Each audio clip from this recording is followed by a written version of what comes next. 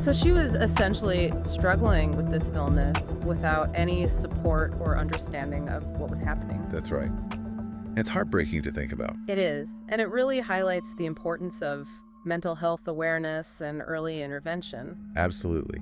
So if we look back at all those strange clues through the lens of this diagnosis, everything starts to make sense. In a different way. Exactly. Yeah. So those emails, for example, the ones she sent to the burner address. The ones that said, if something happens to me, it's him.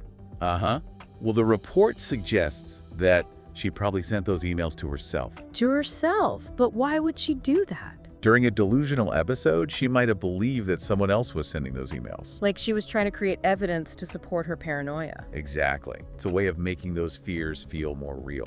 And what about that encrypted file she created? The one on her laptop. Yeah. The report speculates that it probably contained more examples of her disordered thinking. Like she was documenting her delusions or trying to make sense of what was happening in her mind. Right. And the masking tape over the peephole? That always seems so sinister. Yeah. But now it makes sense. Yeah. It wasn't an outsider trying to hide.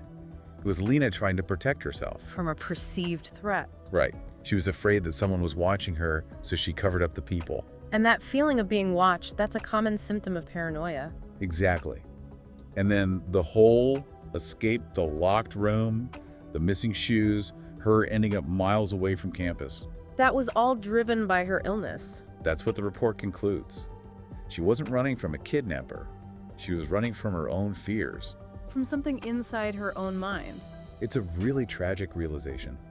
It wasn't a crime, it was a medical event. A young woman experiencing a mental health crisis. And it just shows how easily we can misinterpret situations and jump to the wrong conclusions. Especially when we don't have all the facts. And the report makes a point of saying that Lena is now receiving the care and support she needs.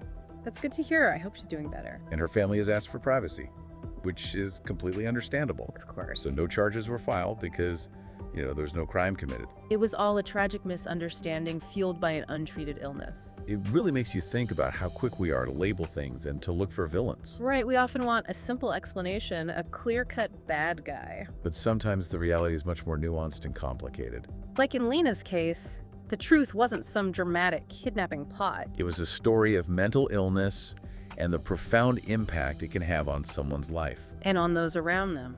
It's a reminder that sometimes the source of fear isn't out there in the world. Yeah. It's within ourselves. And that's a really powerful message, I think. Yeah. It reminds us to be compassionate, to be understanding. To look beyond the surface. And to remember that everyone is fighting their own battles. And sometimes those battles are invisible to the outside world. That's so true. I think this case also highlights the danger of jumping to conclusions, especially in this age of instant information and social media. Oh, totally. Like when this whole thing first happened, it blew up online. Right, everyone had a theory, everyone was an expert. And it's easy to get caught up in that frenzy of speculation and fear. But the truth is often much more complex and less sensational. Like in Lena's case, the real story is a lot sadder and quieter than the one that initially went viral. Yeah, and I think that's an important lesson for all of us to remember.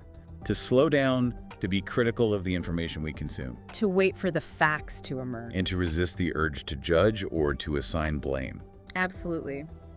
So as we wrap up this deep dive into the story of Lena Marks, I think it leaves us with a lot to think about. It does. It challenges us to reconsider our perceptions of reality and to be more aware of the unseen struggles that people might be facing. It's a reminder that mental health is just as important as physical health.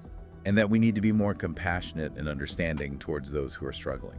And I think it also prompts us to ask ourselves some tough questions. Like what? Like, how can we be more mindful of the information we share and the stories we tell? And how can we create a more supportive and inclusive society for those who are dealing with mental health challenges? Those are big questions. They are, but they're important ones.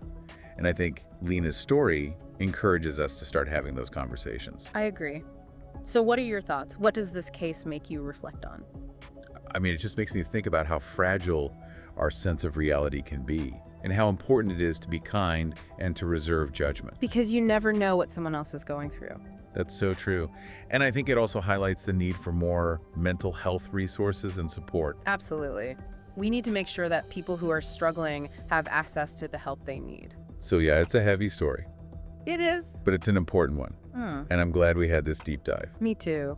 It's always good to challenge our assumptions and to learn from these complex cases. Thanks for joining me on this one. Anytime. I'm always up for a good mystery. Even when the truth turns out to be something entirely different than what we expected. That's the beauty of these deep dives, right? You never know where they'll lead you. And for our listeners out there, I hope this case has given you some food for thought. Yeah, what are your takeaways? What resonates with you? We'd love to hear your thoughts. So until next time, stay curious and keep exploring. And remember, the truth is often stranger than fiction.